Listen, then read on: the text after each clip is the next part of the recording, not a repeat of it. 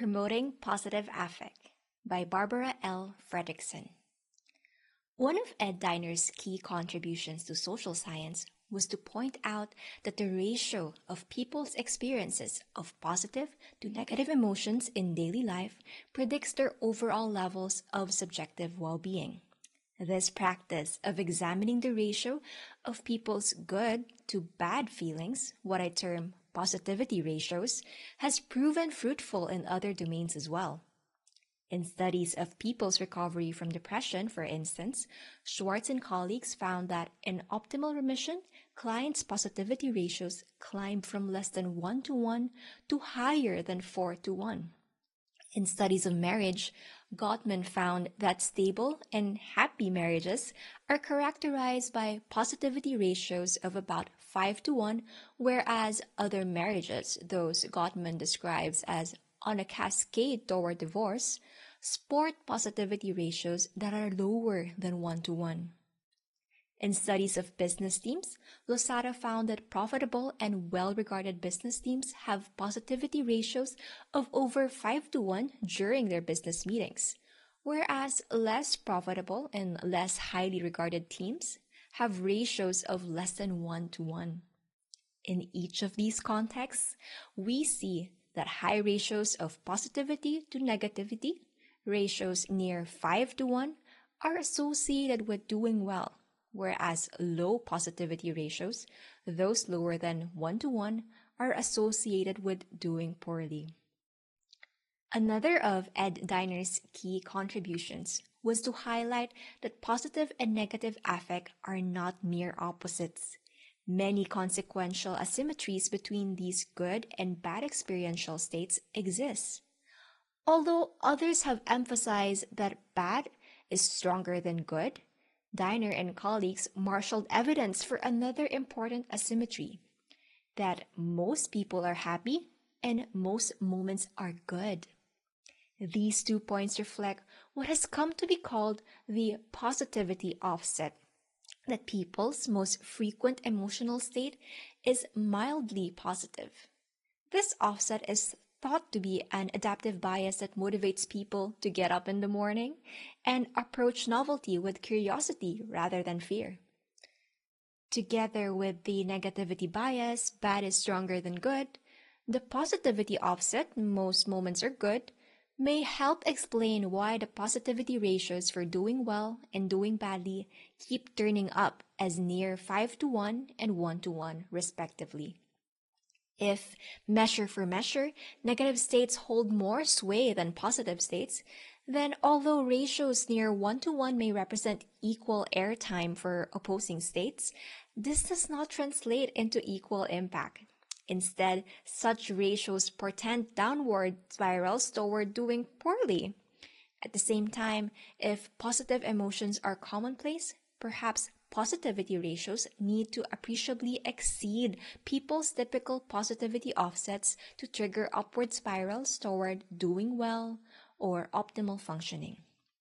However intriguing these observations may be, they raise a more critical set of questions.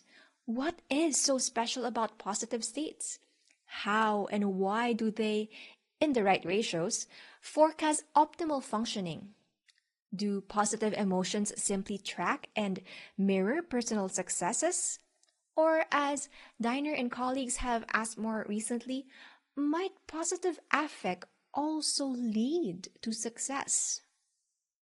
My own contribution to the study of positive states is encapsulated in what I call the broaden and build theory of positive emotions. The theory holds that, unlike negative emotions, which narrow people's ideas about possible actions in ways that aided our ancestors' survival in life-threatening circumstances, e.g., fight, flee, positive emotions broaden people's thought and action repertoires, e.g., play, explore, in ways that spurred our ancestors' development of key assets, including their physical, mental, psychological, and social resources. In time, the resources gained during positive emotional states would have better equipped our ancestors to survive the threats to life and limb that they would inevitably face. Several key aspects of the broaden and build theory have been empirically tested and supported. For instance, laboratory experiments have shown that relative to neutral and negative states, induced positive emotions widen the scope of attention, broaden repertoires of desired actions, dismantle physiological preparation for specific actions sparked by negative emotions, and increase openness to new experiences. At the interpersonal level, induce positive emotions, again relative to neutral and negative states, increase people's sense of oneness with close others, their trust in acquaintances, and their ability to recognize cross-race faces. Prospective correlational studies have further shown that people who, for whatever reasons, experience or express positive emotions more than others cope more effectively with adversity and enjoy more successes in their work and in their relationships. People with more positive emotions and outlooks have also been shown to live longer. Moreover, as is detailed in a later section, field experiments have demonstrated that interventions that increase people's daily experiences of positive emotions serve to build their physical, social, mental, and psychological resources. The broaden and build theory of positive emotions, together with its growing empirical support, provides an explanation for how and why high positivity ratios might forecast optimal functioning. By broadening people's mindsets and building consequential personal resources, positive emotional states over time transform people for the better, enabling them to survive, thrive, and even flourish. To flourish means to live within an optimal range of human functioning, one that simultaneously connotes growth, goodness, generativity, and resilience. Another of Ed Diner's key contributions to science has been to help establish and legitimize the positive psychology movement. One of the fruits of this new movement has been to describe, define, and measure flourishing mental health. Epidemiological studies show that fewer than 20% of U.S. adults can be classified as enjoying flourishing mental health. About the same percentage can be classified as fitting the diagnostic criteria for a mental illness. The rest of the population, the majority, can be described either as having only moderate mental health or as languishing. Those who languish might describe themselves as being stuck in a rut or yearning for more. Although not diagnosable with any clinical disorders, these people experience as many lost workdays and illnesses as those who are depressed, costing society billions of dollars each year. Clearly, there would be much gained by the discovery of reliable pathways toward flourishing mental health. Doing so would not only lift multiple burdens from society, but also create a society of citizens who are not merely self-sufficient, but also generative and resilient. Citizens well poised to make the world a more livable place for future generations. Using the diagnostic tools developed to assess flourishing mental health, my past work has shown that, relative to people who do not flourish, those who do flourish experience higher positivity ratios.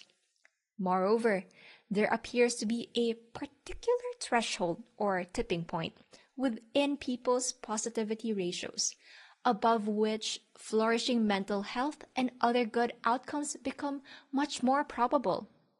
Consider the differences between ice and water.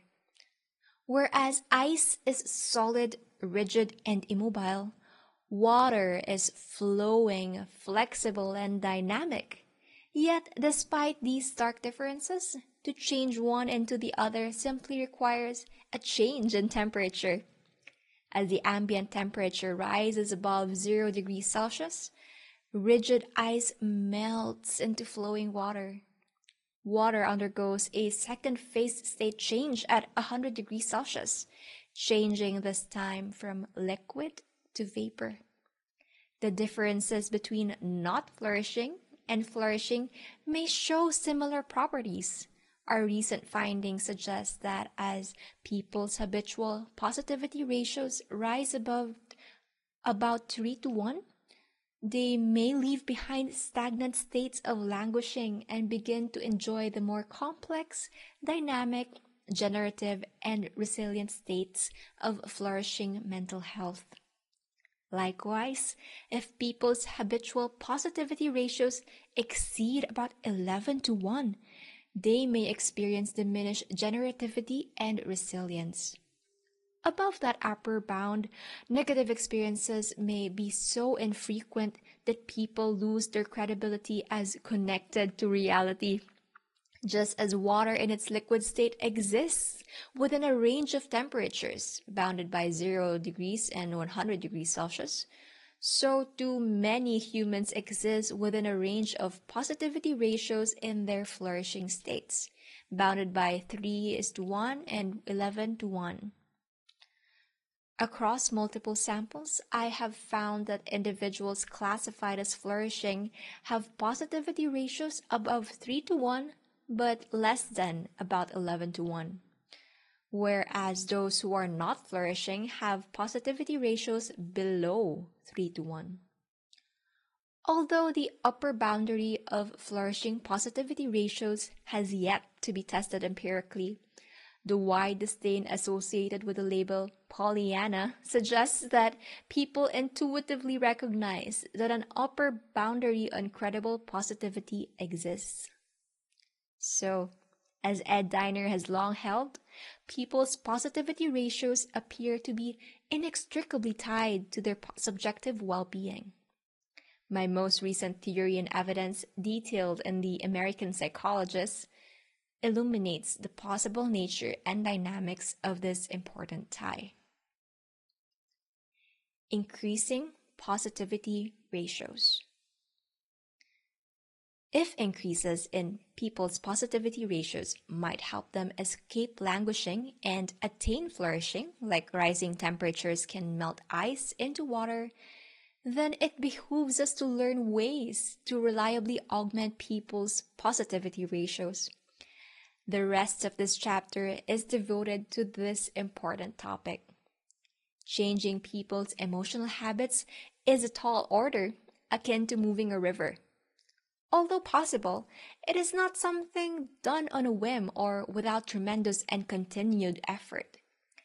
The best new research suggests that forging lasting changes in people's emotional well-being requires as much intention, effort, and lifestyle change as does losing weight or changing cholesterol levels.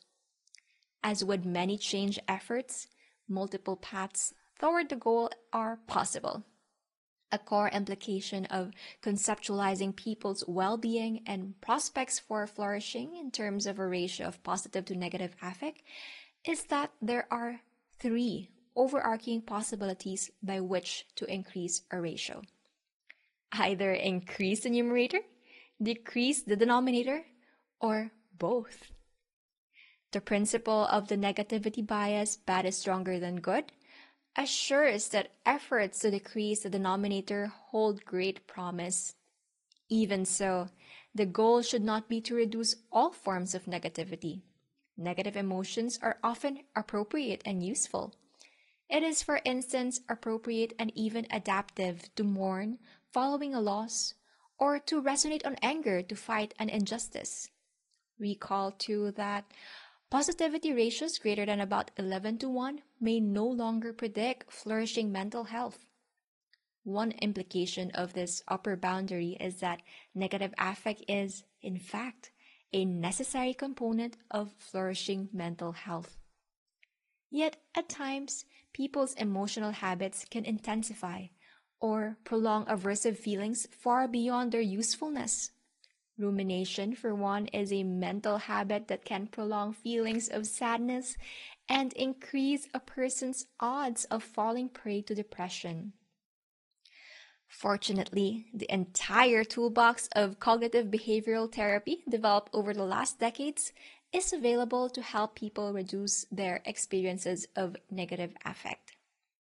In the present chapter, I focus exclusively on the less studied path, increasing the numerator or increasing positive affect. Good intentions alone will not make anyone happier. A parallel to physical pain can illustrate this point. Suppose at this instant, for whatever reason, you wanted to make your left shin sting with pain. Could you rouse the intended experience of pain simply by thinking about this limb and willing your body to feel pain there? Not likely. To carry out this intention, you would need to do more than apply sheer willpower. You would have to do something. And this something would need to be quite specific, such as banging your leg against a table leg or coaxing someone to kick you. Those and related actions could be considered leverage points by which you can carry out your intention to feel pain in your shin. By this same logic, people cannot simply will themselves to feel a positive emotion. They must instead locate one of several quite specific leverage points to boost positive feelings. A probabilistic web of causality connects certain forms of thought and action to increases in positive emotions. So just as you must do something to rouse a feeling of pain out of thin air, so too must people do something to rouse positive emotions where none previously existed. A fundamental difference between physical pain and emotions, however, is that leverage points for emotions can involve redirections of conscious thought.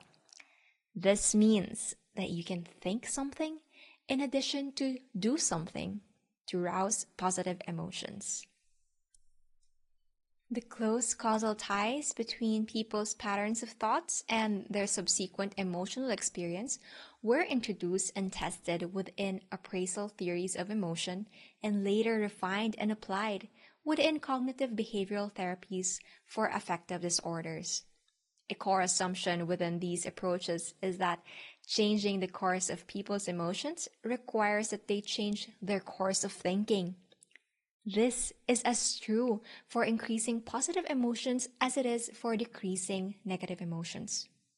For the most part, positive emotions take root when people find and enact positive meaning within their current circumstances. Although other routes to enhance positive affective experiences exist, e.g., through diet, exercise, facial feedback, our habits of mind and action provide perhaps the most powerful leverage points for increasing positive affectivity. In the sections that follow, I detail various ways in which changes in thinking and action can leverage positive emotions to augment positivity ratios. Find positive meaning. Does the local forecast predict a partly cloudy sky or a partly sunny sky? Is the cup or cupboard half empty or half full? Most circumstances in which we find ourselves are not completely 100% bad. So, the opportunity to find the good or accentuate the inherent positive meaning is almost always present, even if it is simply to say, "This too shall pass." When people reappraise or reframe bad circumstances in positive ways, they increase the odds that positive emotions such as hope, awe, or gratitude will follow. Granted, these silver lining positive emotions may at times be subtle and may not fully neutralize the aversive situation. Yet, they nonetheless appear to unlock positive dynamics. For instance, people who experience positive emotions during bereavement tend to develop more long-term plans and goals. Together with positive emotions, plans and goals predict better well-being and psychological functioning 12 months following bereavement. Similarly, most Americans felt a combination of sadness, anger, and fear in the wake of the 9/11 terrorist attacks. Yet, those who, alongside these negative emotions, also experience positive emotions, such as love, compassion, and gratitude, were the least likely to experience depressive symptoms and the most likely to show post-crisis growth and positive traits such as optimism, tranquility, and life satisfaction. One path toward finding positive meaning is to reframe or reappraise a negative event in positive terms. Another path is to infuse ordinary events with positive meaning. The strategy of counting blessings adopts this approach by encouraging people to recast hidden or mundane aspects of daily life as gifts to be cherished. And as such, these aspects of life can become sources of gratitude and other positive emotions. Experimental studies have shown that people who count their blessings relative to those who do not report increases in their own positive affect. Be open. The broaden and build theory asserts that positive emotions broaden people's attention and thinking. And we also know that broadened attention and thinking forecasts future positive emotions. Similarly, in his study of business team meetings, Losada finds bidirectional relations between positivity and two plausible indicators of openness, namely inquiry, e.g. asking questions, and other focus. Noting that reciprocal causal links between positive emotions and broadened open mindsets raises the possibility that another leverage point for augmenting positive feelings is to practice openness. One way to do so is to become more open to direct sensory experience. On a morning walk, for instance, rather than being lost in your ever-expanding mental to-do list, you might practice being open to the colors of the leaves and blooms, the call of the nearby birds, the smell of the wet grass, the feel of the cool morning air against your skin, and the pressure of the earth beneath your feet. Focusing on the present moment and being experientially open are viewed as the two core components of mindfulness. This consensus definition of mindfulness was articulated by Western psychological scientists and was based on the emerging clinical and empirical literature on mindfulness meditation practices, which themselves emanate from Buddhist traditions.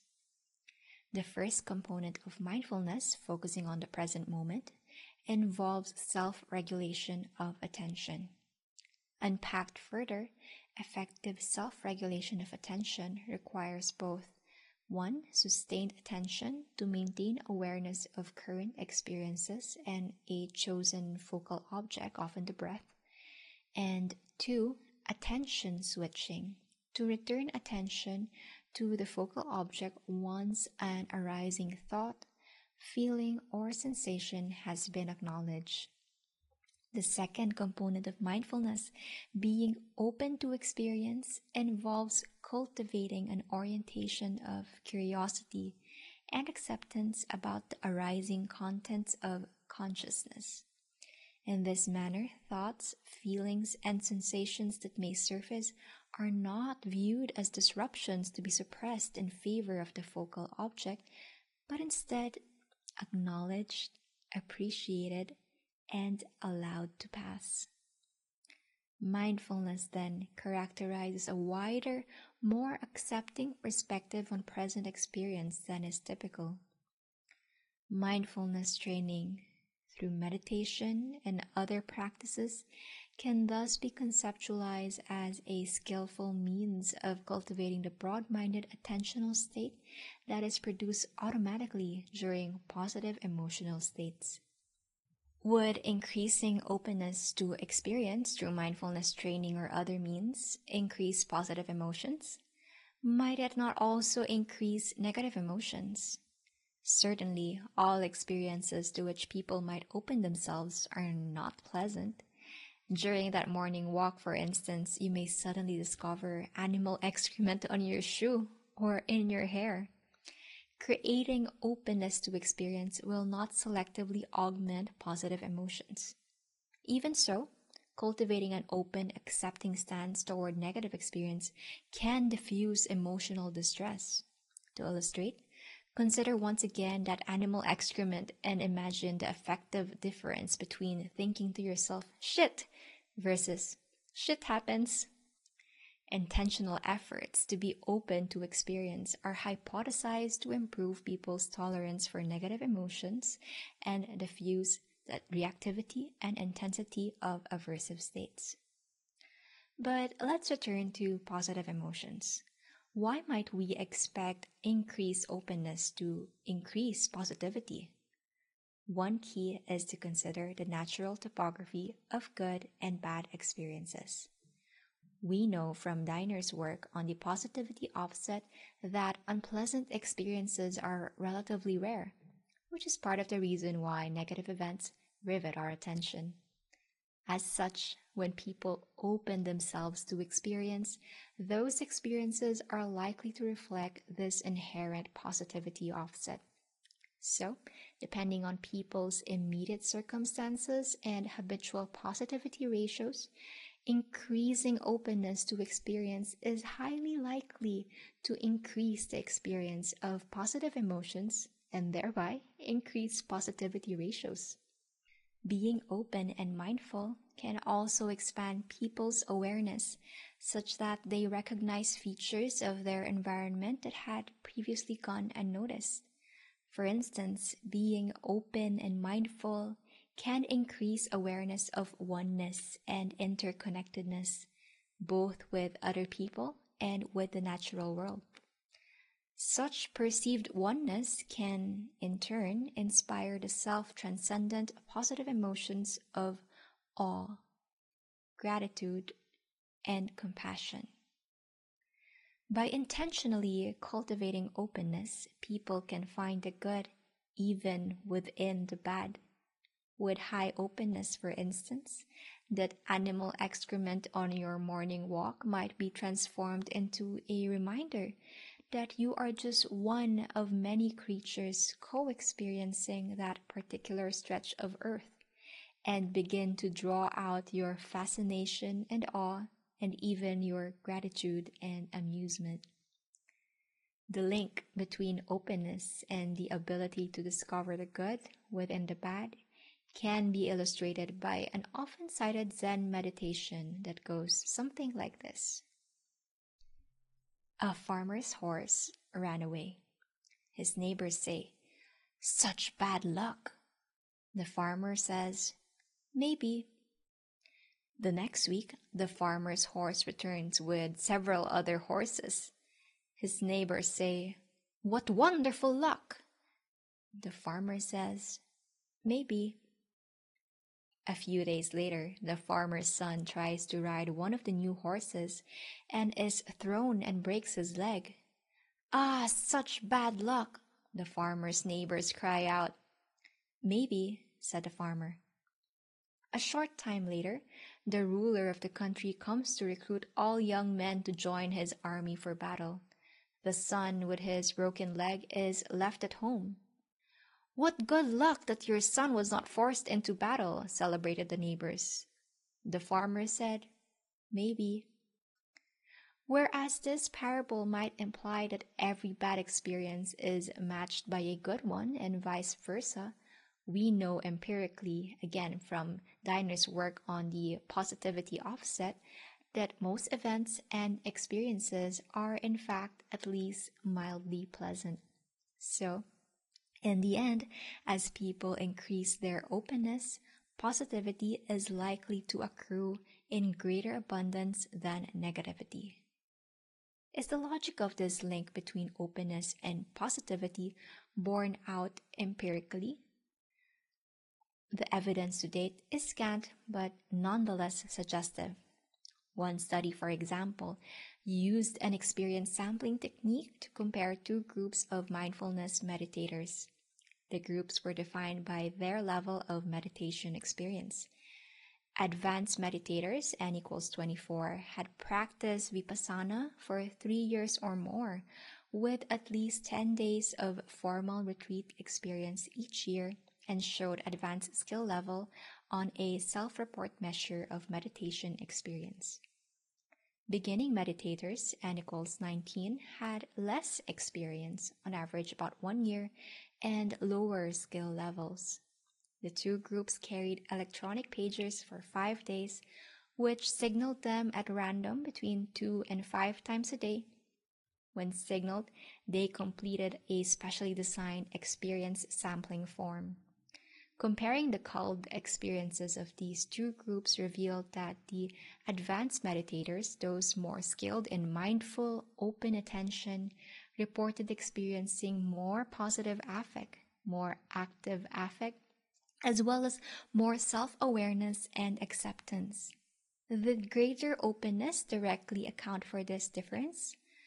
These data do not answer that question, although it is possible that practicing mindful attention created an openness to greater positive experiences.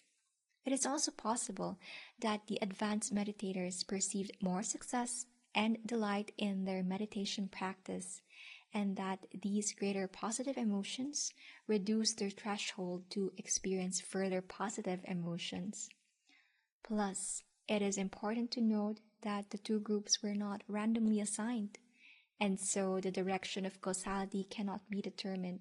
It may be, for instance, that people prone to experience more frequent positive emotions are especially likely to become effective meditators. Even so, the association between skillful practice of mindful open attention and enhanced positivity is intriguing. Another line of evidence regarding the effects of mindfulness meditation on emotion experience can support causal claims. The research program of Kabat-Zinn and colleagues is representative. In a program of research that spans more than 25 years, Kabat-Zinn has documented the salutary effects of mindfulness training on stress, anxiety, pain, and various illnesses. More recently, Kabat-Zinn and colleagues examined the effective brain and immunological effects of mindfulness practice. A sample of volunteers for a workplace study on the effects of meditation was randomly assigned either to a waitlist control group, N equals 16, or to an 8-week mindfulness-based stress reduction workshop, N equals 25, which required a daily practice of guided mindfulness meditation lasting about an hour. At the start of the study, immediately after the 8-week training period, and again 4 months later, the researchers assessed brain electrical activity, i.e. by an electroencephalogram, EEG. At the end of the 8-week training period, all participants were vaccinated with influenza vaccine, and blood draws at about 4 and 8 weeks later were examined for antibody titers in response to the vaccine. As in past studies, Kabat-Zinn et al. Found that trait anxiety was significantly reduced in the meditation group. More strikingly, results also showed that individuals practicing mindfulness show greater left-sided anterior activation at rest, and also during both positive and negative emotion inductions. This pattern is striking because Davidson's past work has linked it decisively to greater positive affectivity.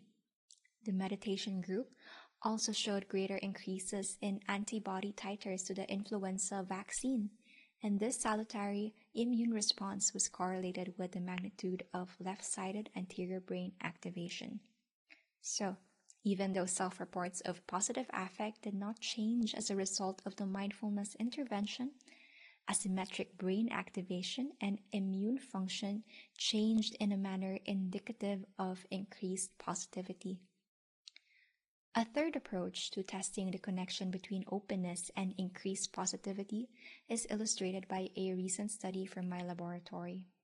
The aim of the study was to test the build hypothesis derived from the broaden and build theory, which states that as positive emotions accumulate and compound, people show a positive trajectory of growth in which they augment or build a range of personal resources that better equip them to handle future adversity.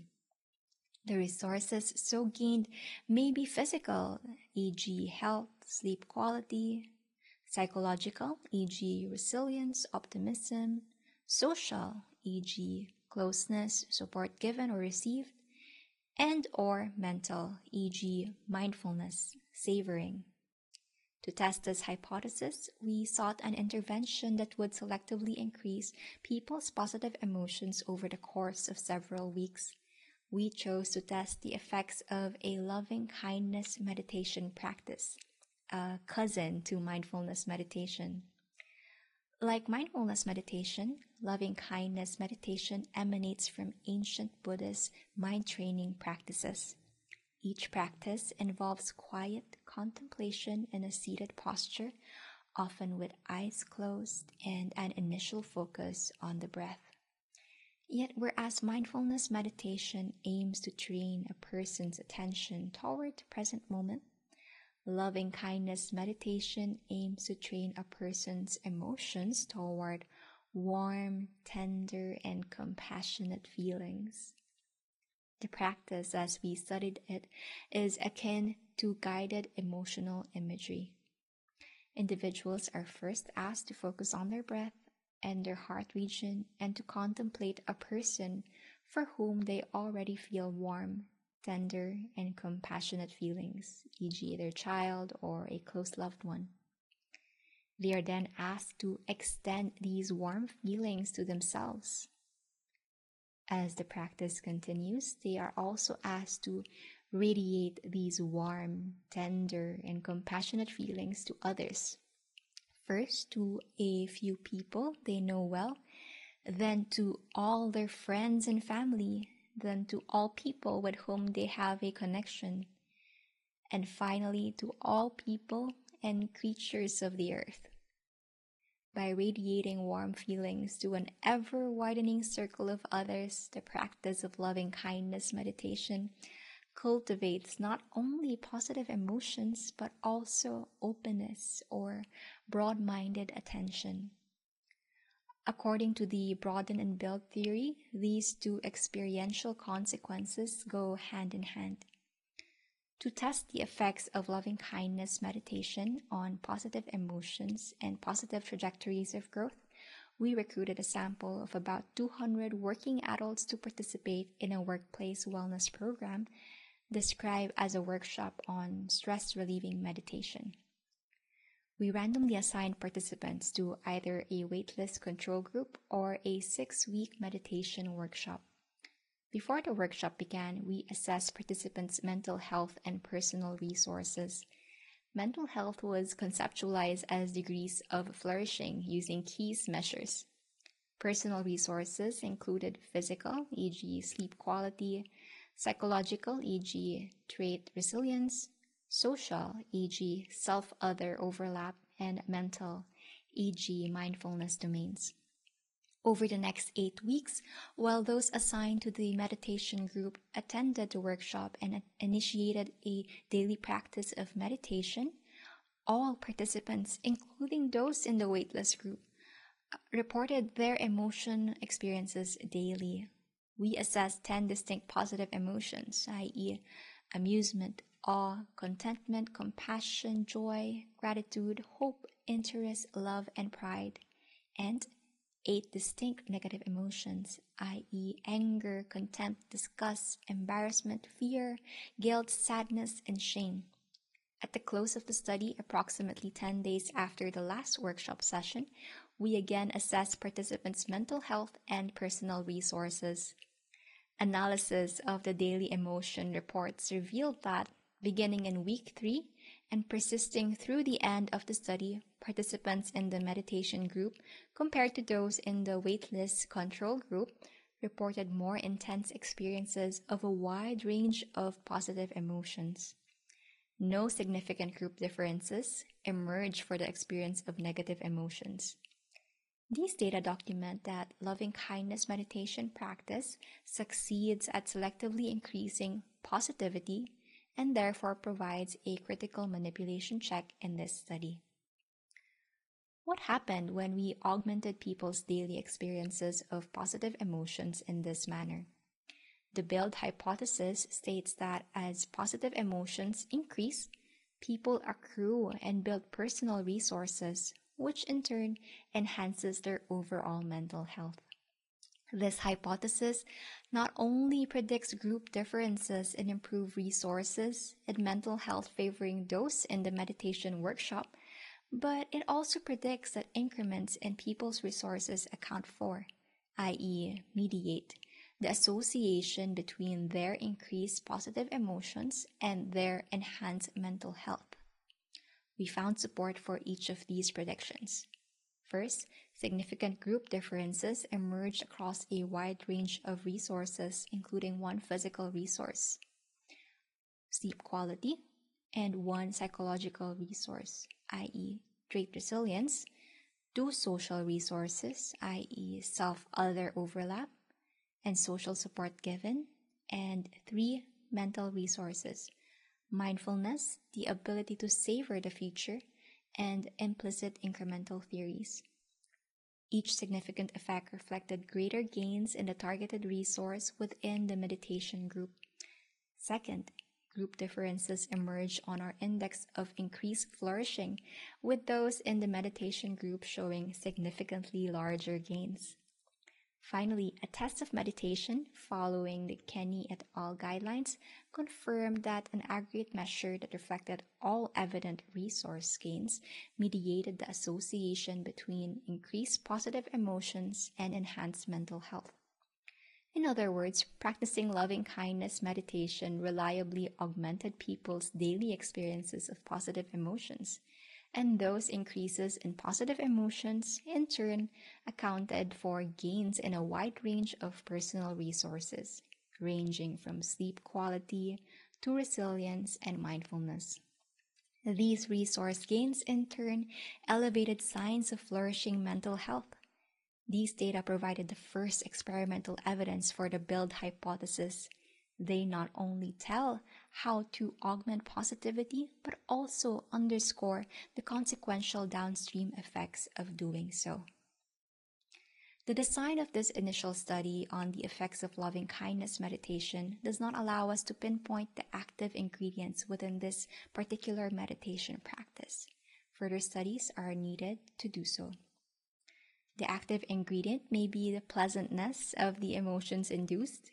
Alternatively, it could be the greater openness inspired by the repeated focus on an ever-widening circle of others.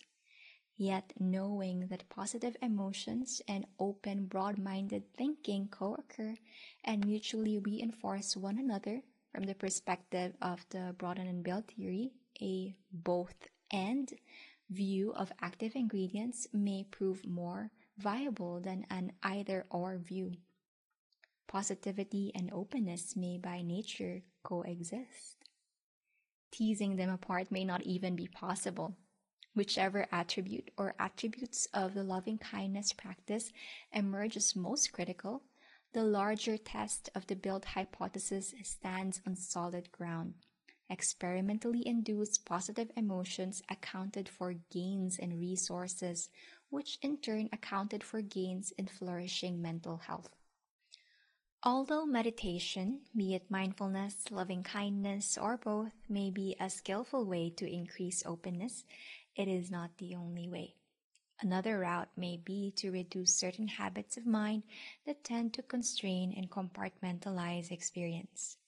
New theory and research suggest that humans face a pleasure paradox, such that thinking too much about a pleasant experience actually dampens that experience and reduces the overall pleasantness that we can derive from it. A series of experiments tested this pleasure paradox by giving study participants a gift of a $1 coin taped to an index card. By random assignment, one group of participants received an explanation for this gift, whereas another group did not. A third group received no card or gift. Researchers then assessed the magnitude of participants' pleasant feelings 5 minutes later. Results showed that the group without an explanation experienced the most enduring positive emotions. Subsequent experiments showed that people are unaware of this pleasure paradox. When given a choice, they overwhelmingly prefer more certainty about their upcoming positive events. What these data suggests is that explaining a pleasant event can paradoxically erase its pleasantness. One lesson in these findings is that it may be best to accept random acts of kindness as random. Be open to goodness however it arrives. Practice acceptance, not analysis. Whereas habitually analyzing events may paradoxically squelch pleasant experiences, other habits of mind might expand and intensify our experience of them. Savoring appears to be one of these more helpful mental habits. Savoring represents the capacity to willfully generate, intensify, and prolong one's enjoyment of positive events. People's self-evaluation of their ability to savor pleasant experiences taps into a form of perceived control over positive emotions, just as their self-evaluations of their ability to cope taps into a form of perceived control over negative emotions. Moreover, these two types of perceived control over emotions, positive and negative, appear to be largely independent. People's beliefs about savoring are hypothesized to predict the intensity and frequency of the pleasure gained from positive experiences.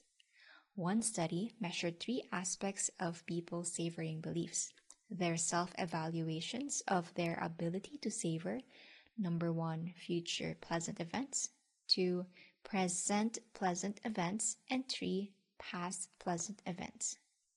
Participants were then contacted before, during, or after a vacation from college.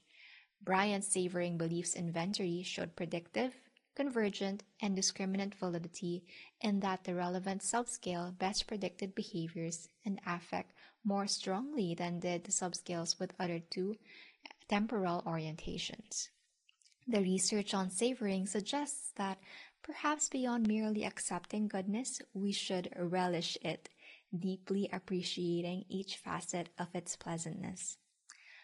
Our lab group recently discovered another strategy for increasing openness completely serendipitously. Go outside.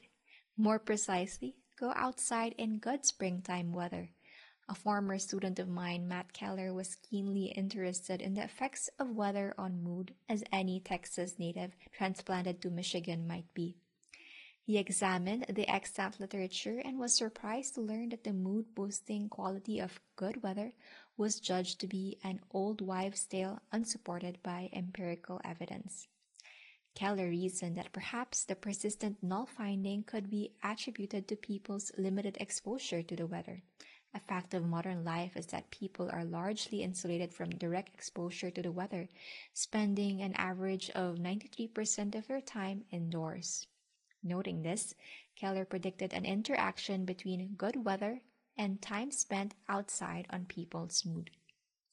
My laboratory routinely collects data on study participants' mood as well as their broadened thinking or cognitive openness. One spring, Keller added to 2 simple questions to our standard battery. How much time did you spend outside so far today? And how physically active have you been today? The latter question provided an important control for the known effects of activity level, which may co-vary with time spent outside on mood. He later downloaded precise metrics on the local weather, i.e. temperature and barometric pressure, from the National Climatic Data Center. Regression analysis revealed 2 striking interaction effects. One predicted, the other not. People who spent more time outside when the weather was nice, high temperature, or high pressure showed the predicted boost in pleasant mood, whereas those who spent little time outside did not. What we did not expect to find was that those who spent more time outside when the weather was nice also scored higher on measures of broadened, open thinking. These included measures of digit span and openness to new information. The following spring, we tested Keller's prediction experimentally, randomly assigning participants to spend time outside or not, and then measured mood and broadened thinking. The same two interaction effects emerged. Later studies done year-round revealed that these were seasonal effects, evident in the spring and early summer only. We queried the data to learn whether either effect mediated the other. They did not. In the time span in which we tested our participants, the increase in openness did not account for their boost in mood, nor did their boost in mood account for their increases in openness. These appeared to be two independent effects. Even so, other research documents that nature experiences are high on both fascination, they draw people's attention involuntarily, and extent, they provide sufficient scope and richness to fully occupy people's attention, two qualities that might produce positive emotion and openness, respectively, and together with other characteristics, being in a different novel location and being compatible with one's purposes and inclinations, are restorative. Simply put, when outdoors, people can often see farther, and seeing farther may be all it takes to expand people's modes of thought, giving them more about which to feel good. These speculations merit empirical testing. Do good. So far, the strategies described to augment positivity emphasize internal changes, various ways of finding positive meaning and becoming more open. A third very broad class of strategies worth mentioning, at least briefly, is to externalize positive perspectives, instantiating them as behaviors, especially within social interactions. A classic stream of research in social psychology highlights one way to boost positivity. Help others. Helpful, compassionate actions not only spring from positive feelings, but they also generate and reinforce positive feelings.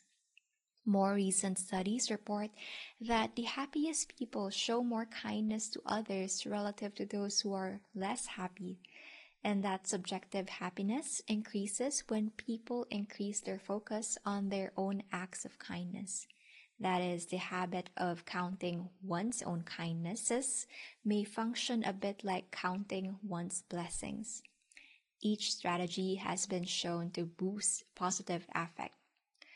Another external way to augment and prolong positive affect is to share news of your good fortunes with supportive others. Diary studies confirm that when people do so, they multiply their good feelings significantly. Related work demonstrates that when people celebrate or otherwise mark their successes, they extend the happiness they derive from them. Likewise, I would speculate that to the extent that you are open, appreciative, and supportive of good news that you hear, you too can derive pleasure from it. Outside of social interaction, other ways to do good also augment positivity. Work by Folkman and Moskowitz suggests that actively working to solve problems can create important senses of mastery and control that, in turn, increase positive affect. For instance, even though caregivers whose partners were dying of AIDS in the 1990s experienced the disease itself as completely uncontrollable, many pursued realistic, attainable goals by focusing on and solving specific problems related to caregiving, such as helping to manage their dying partner's pain. The point to underscore here is that strategies for increasing positivity are not all in your head. Externalizing positive perspectives, whether through kind acts, sharing good news, solving problems, or other routes, can also reliably increase positivity. Be social. Still another of Ed Diner's contributions was to closely examine the attributes of very happy people. All very happy people, it appears, are highly social. Compared to less happy people, very happy people spend the least amount of time alone, the most amount of time with family, friends, and romantic partners, and have the strongest romantic and other social relationships. From these data, Diner and Seligman concluded that good social relations are a necessary condition for happiness, albeit not a sufficient condition, i.e., some less happy people showed comparable sociality. Not surprisingly, very happy people were also more extroverted, agreeable, and less neurotic than less happy people. This finding raises the interesting question of whether people might increase their positive affect by being more social. A recent series of studies tested this hypothesis directly, both within daily life and within a controlled laboratory setting. An experience sampling study revealed that rapid, within-person fluctuations in extroversion were strong predictors of rapid within-person fluctuations in positive affect. Strikingly, this within-person association was evident for each person tested. That is, each participant was happier when acting extroverted than when acting introverted. A laboratory experiment further revealed that when people are randomly assigned to act extroverted versus act introverted during a group discussion, they experience more intense positive affect. So, beyond doing good for others, simply interacting with others appears to be a reliable strategy for increasing positivity. Closing words. Reflect and anticipate Diner's legacy.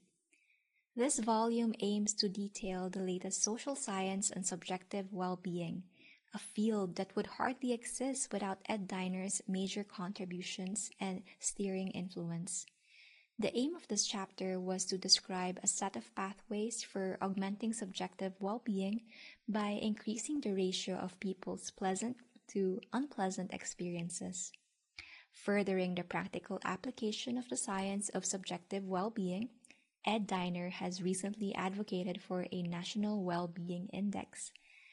Developed societies have long tracked the influence of various societal factors and social policies on economic well-being.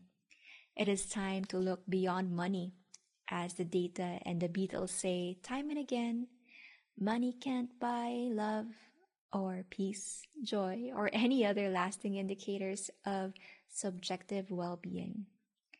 Through the developing science of subjective well-being, scientists are beginning to understand the practices that can buy these positive states and what they in turn can buy for us. We, as a field, owe Ed Diner a debt of gratitude for opening this possibility for us.